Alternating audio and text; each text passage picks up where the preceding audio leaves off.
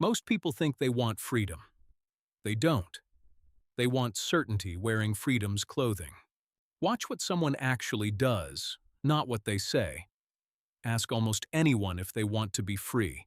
Free of the boss, the commute, the permission they need just to take a Tuesday afternoon for themselves, and they'll say yes without hesitating.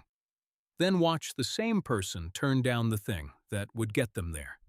The role with no guaranteed ceiling. The move that trades a known number for an unknown one. They don't refuse because they're weak. They refuse because freedom and certainty are not the same desire. And underneath, certainty almost always wins. I noticed this first in people who had every reason to leave and didn't. And it wasn't the strugglers. The most trapped people I ever watched were the highest performers. The ones who were brilliant enough to see the cage in full detail, describe it, even mock it, and stay anyway. For a long time I thought they lacked courage. That was the wrong diagnosis. Here is the mechanism, and once you see it, you can't unsee it. Your mind does not weigh gains and losses on the same scale. Losing something feels roughly twice as intense as gaining the equivalent thing feels good. Lose 500, and the sting is sharp. Gain 500, and the pleasure is mild. Same number, different weight entirely. Now apply that to your life instead of your wallet. The salary, the title, the predictable Friday deposit register as things you already own. The freedom on the other side registers as a gain you might get. So your mind does the math it always does. The certain thing you'd lose feels twice as heavy as the uncertain thing you'd win. And it picks certainty. Not because you're irrational, because you're doing exactly what your wiring tells you to do. This is why the smartest person in the room is often the most stuck. Intelligence doesn't switch the mechanism off. It just builds better arguments for staying. The sharper you are, the more convincing the story about why now isn't the time, why next year makes more sense. You're not lying to yourself. You're loss-averse, and your intelligence is working for the part of you that wants to keep what it has. And from the inside, it rarely feels like fear. It feels like being reasonable. That's what makes it so hard to catch. And the structure around you is built on exactly this. The predictable paycheck isn't generosity. It's the most precise tool ever designed for human loss aversion. It keeps the thing you'd give up feeling enormous, and the thing you'd gain feeling like a gamble. So you wait. You tell yourself you're waiting for more savings, more certainty.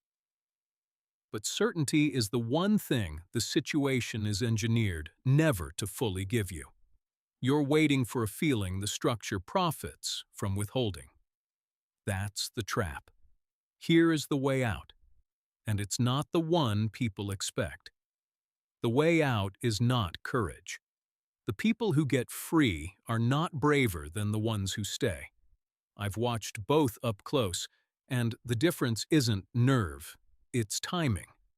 The person who escapes started earlier.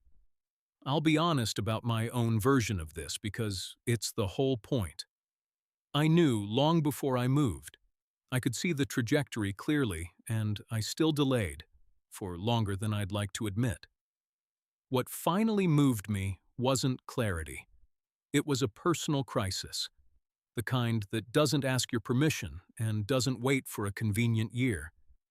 It made the decision my reasoning had been avoiding. And I want to be precise about what that taught me, because it's the opposite of inspiring. That is the worst possible way to make this choice. Sit with this, because it's the part that matters most. The moment you finally can't take it, the breakdown, the crisis, the thing that forces your hand, feels like the moment of courage. It's actually the moment of fewest options. Desperation compresses the window.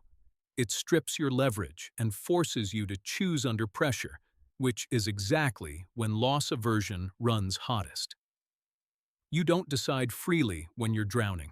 You grab whatever's nearest. So the reframe is this. You don't have to reach the bottom to begin. And beginning before the bottom is the entire advantage. For me, the crisis did one useful thing. It forced enough stillness to think clearly for the first time in years. But you do not need a crisis to find that stillness. You can build it on purpose now, while nothing is on fire. That's the part I'd do differently. And beginning isn't a dramatic exit. It's a shift in how you hold risk. Stop treating your life as one bet, all your security tied to a single source you don't control. And start thinking like someone who never lets one decision own their whole future. You build a second foundation while the first one still stands. And what matters at the start isn't the income it produces. It's what it proves to you. That your value isn't trapped inside one title, that the skills are yours and they travel.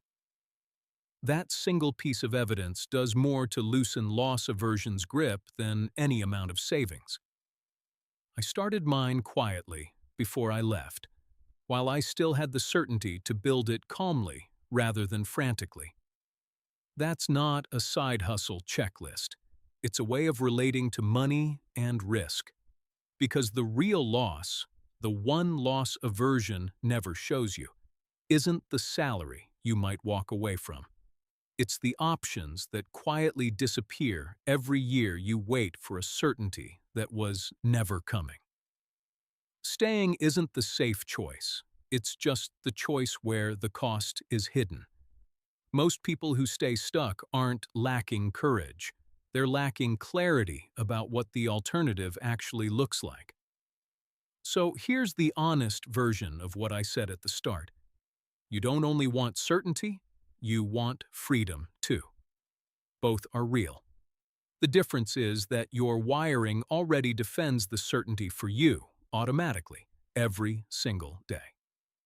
Freedom is the only one of the two that requires you to choose it on purpose.